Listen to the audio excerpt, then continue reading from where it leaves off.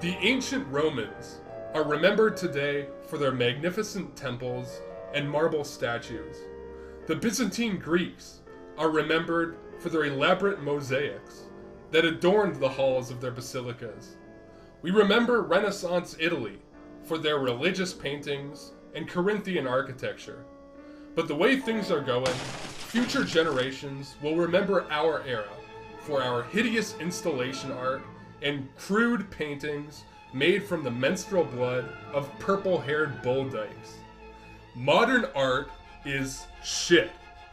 If art is the physical representation of the values held by a society, then modern art betrays a society that values ugliness, frivolity, and weakness. In contrast to the great works that characterize bygone eras, the so-called art of the current year is divorced from any objective standards. It is devoid of beauty, and it is indicative of a national spirit corroded by nihilism.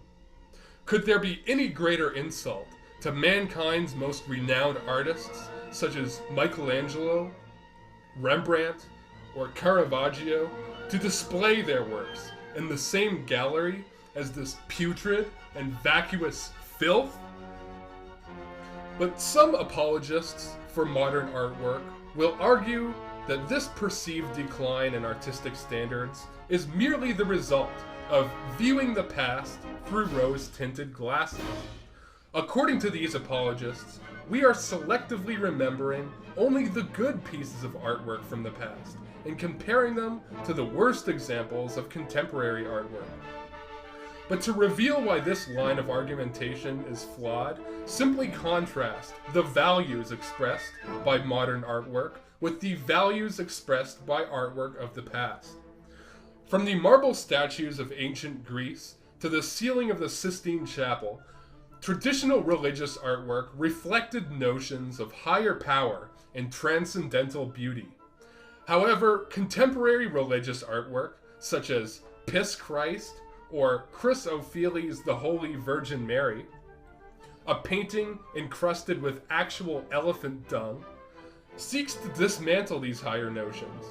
Artwork of the past once reflected pride in one's heritage and the authority of the sovereign. Classical paintings portraying epic battles or portraits of kings and heroes were the expression of healthy national identity and cultural pride. But in this age of nihilism and iconoclasm, political artwork only seeks to deconstruct these once fundamental values. While artists of the past trained arduously for decades in order to perfectly depict the human form, artists of the present expectorate crude and grotesque depictions of mankind that increasingly resemble the contents of a septic tank at the Golden Corral. Bouguereau, Delacroix, Bierstadt have been replaced by Duchamp, Pollock, and Basquiat. If artwork is the expression of the values held by a people, then it is fitting that the highest grossing artwork of our age consists of blank canvases, empty frames, and literal garbage. Throughout the past century, these values have been gradually eroded in white societies by the efforts of subversive intellectuals. And as we shall see, this erosion of traditional values is reflected in the depraved and meaningless detritus that passes for art in the current year. This decline in artistic standards merely reflects the gradual decline of once inspiring values such as nationalism, religion, and respect for our heritage that once united our people. Modern art is degenerate because modern values have become degenerate. The decline of artistic standards in the West correlates with the decline of the West itself. The so-called Belle Époque, which lasted from the end of the Franco-Prussian War until the beginning of World War I, was arguably the height of European global influence and a high point of Western civilization. The late 19th and early 20th centuries also remain one of the last great epochs of Western artistic output. But this all changed on July the 28th, 1914, with the outbreak of World War I. The horrors of trench warfare, characteristic of this brutal and needless brother war, shattered much of the optimistic sentiments held by Europeans during the Belle Epoque. Comparing the pre-war and post-war works of many popular artists of the time, such as Max Beckmann or Otto Dix, reveal that this conflict left a traumatic impression not only on the individual artists, but on the entire European psyche itself. While pre-war artwork expressed strong patriotic and nationalistic sentiments, artwork produced after 1914 is generally more bleak, joyless, and self-deprecating. This becomes even more evident if we examine the artistic output of Weimar Germany. The desecration of traditional values caused by the First World War provided fertile ground for new values to fill the cultural vacuum, namely Marxism. Marxism permeated, as it does today, much of the popular culture of Weimar Germany following the German Revolution of 1918. Music, architecture, literature, cinema, and of course art were all detached from traditional European aesthetics and transformed into vehicles for propagating Marxist ideology. One example is the Bauhaus, which was an artwork school that was active in Germany from 1919 until 1933. The founder of Bauhaus, Walter Gropius, was an avowed socialist who sought to replace the classical artistic standards of the past with artwork guided by his vision to create a new guild of craftsmen without the class distinctions which raise an arrogant barrier between craftsmen and artists. The Bauhaus popularized a style of modernist architecture that characterizes many buildings throughout Europe today. After all, Baroque palaces and Gothic cathedrals are racist. Nations such as Germany need to erect these ugly concrete monstrosities, otherwise the brown people living there might get upset. Another prominent, albeit short-lived artistic movement to arise from the post-war malaise was Dadaism. Have you ever thought to yourself, you know what would be great? To dredge up some trash from the bottom of a lake and put it on display in an art gallery. Well, if so, then Dadaism might be the thing for you. Key figures of the Dada movement, such as Marcel Duchamp, who is widely known for putting a urinal on display in the Society of Independent Artists, and Francis Picabia, co-founder of the movement, were ardent socialists who sought to dismantle nationalism and capitalism through mass manipulation via their artwork. Dadaists in Germany supported the Spartacist uprisings in 1918 that led to the German Revolution. In 1919, Dadaists published a manifesto entitled What is Dadaism and What Does It Want in Germany?, in which they explicitly state that they demand the international revolutionary union of all creative and intellectual men and women on the basis of radical communism, as well as the immediate expropriation of property and the communal feeding of all. And what better way to implement communism than nailing a bicycle wheel to a bar stool? You're really sticking it to the man. But nowhere in the West did artistic standards decline so precipitously than in Russia following the Communist Revolution. Whereas in the West, there were still some artistic movements that built upon classical aesthetics, such as the Futurism of fascist Italy or Surrealism. The artistic output of the Soviet Union was centered primarily on the glorification of the communist state and the propagation of Bolshevist ideology. Now I'll turn this over to my friend Sulla from the channel of Imperator Productions to explain this in further detail. Over the course of the early to mid-20th century, two distinct and quite separate schools of art sprung up which clearly illustrate what art could have been versus what art ended up becoming. Futurism and Surrealism were organic movements born of the natural ebb and flow of the Western tradition, pulling on a rich history of symbolism, common national feeling, and a striving for infinity. Their inherent qualities inspired wonder, awe, and a deep sense of proportion to the task of living life as the possibilities unfold. These were works by individual artists as gifts to their societies, and glimpses into what could have been, and the heights that could have been reached.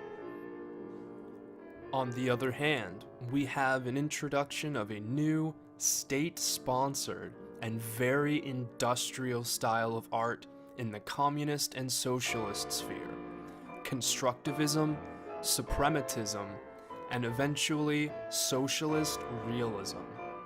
The artists were co-opted by the state to be used as machines to simplify objects for mass production. Art and aesthetics were put behind a deep sense of desecration for the artist, and thereby for the society he would deliver his works to. The quality of these works would inspire alienation, a feeling of hopelessness, and an air of fake or unrealness, and other base and unpleasant emotions. By forcing the artists to consider their world and their perspectives ugly and binding, the art of the society, and therefore of the common people, became more ugly and binding, perfect for a totalitarian state looking to restrict their people on the most basic and human of levels. Marxism is like a malignant tumor. It cannot stay relegated to its own hellish corner of existence. The nature of Marxism is to metastasize and to infect every last realm of humanity with its insipid doctrines. This was openly admitted at the Third Communist International, whose stated goal was to overthrow the international bourgeoisie and to create an international Soviet republic. All parties admitted to the Communist International agreed that the means to achieve this goal included conducting communist propaganda and agitation, as well as worldwide distribution of subversive artwork and literature. Thus, it was always the desire of the Soviet Union that their restrictive artistic styles should not remain confined within its own borders, but should be distributed to all corners of the globe. Ideological subversion, and not armed revolution, would pave the way for international communism. And with the West utterly demoralized by the butchery of 2 world wars, the subversive artistic stylings of Soviet merchants of filth found a receptive audience in the intellectual communities of mid-20th century America. Socialist influence in the West achieved critical mass during the mid-1960s in what has come to be known as the New Left. The New Left represented an ideological shift away from revolutionary socialist rhetoric that dominated Europe and America at the turn of the century. Instead of advocating outright violence against the bourgeoisie, the Marxist forebearers of the New Left became proponents of anti-nationalism, anti-tradition, and cosmopolitanism. Walter Benjamin, an avowed Marxist and one of the leading figures of the New Left, argued that art needed to further the alienation of the proletariat so that they may understand the alienation that they feel without socialism.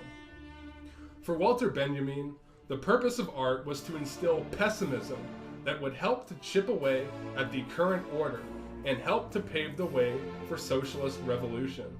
After all, who doesn't want to pick up an AK-47 and start shooting factory owners whenever you see a Jackson Pollock painting?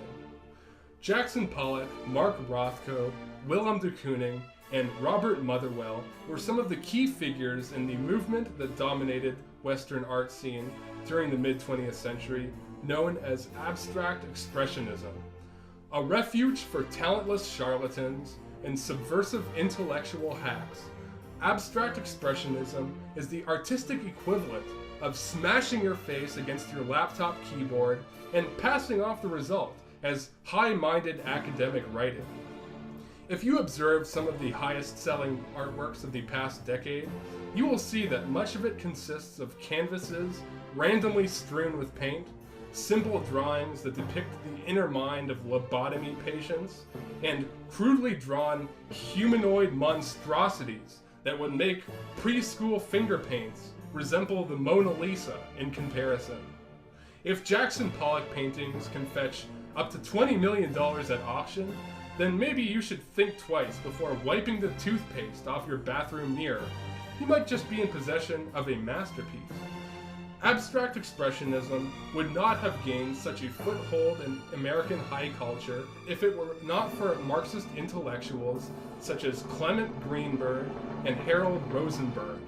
Following the 1950s and 60s, these New York-based intellectuals established a tight-knit community of artists and writers who promoted other members of their in-group, and in doing so, people like Greenberg and his ilk came to assert their influence within the circles of Western high culture, enshrining a cult of aesthetic ugliness that remains with us to this day. Due to the efforts of these vigorous, hand-rubbing Marxists, this cult of ugliness has filled the void left by the destruction of values that once guided Western civilization. 300 years after the masters of the Baroque era, the highest forms of Western cultural expression consist of so-called installation art, which in many cases consists of literal garbage heaps. From the pretentious hipster trash on display at Toronto's Nuit Blanche to the recipients of the Turner Prize, it is clear that modern Western society does not uphold objects of beauty and value that once characterized our people, but rather bleak and impenetrable nihilism. Walter Benjamin would have been proud. Whenever the topic of modern art is brought up, there are inevitably some individuals who make excuses for this decline in artistic standards on the grounds that we traditionalists simply don't get it. The works of Mark Rothko or Jean-Michel Basquiat are just too deep for us. According to such people, modern art reflects some kind of higher philosophical concepts that stuffy conservatives just cannot possibly comprehend. But you know what? The emperor has no clothes. Apart from some truly deranged individuals, nobody actually values the modern artistic incarnation more than the classical works of the past. Modern art apologists simply pretend to understand it. They pretend that this filth alludes to some deeper meaning because a bunch of Talmudic intellectuals told them it was a sign of intelligence. Apologists for modern art, like the open borders keyboard warriors or the white guilt-ridden cucks of today, are simply status signaling. The popularization of aesthetic ugliness is only made possible because the values that once guided the artistic vision of our people have been discarded over the course of the past 100 years. In the current year, the ideals of heritage, religion, nationhood, and family are all portrayed as instruments of oppression. Contemporary artists lack the fundamental basis to create the kinds of art that uplifts the spirit and survives the test of time. Art is the means by which a people asserts itself in time, and by which it is remembered by future generations. When our descendants look back on our artistic output, they will see a people paralyzed with fear, guilt, and self-loathing. This is unacceptable. We deserve better than this. We must reject nihilism and reclaim the traditional values that once guided our civilization. We can restore Western art to its former beauty and produce something of value as a people that can stand as a shining beacon for our posterity.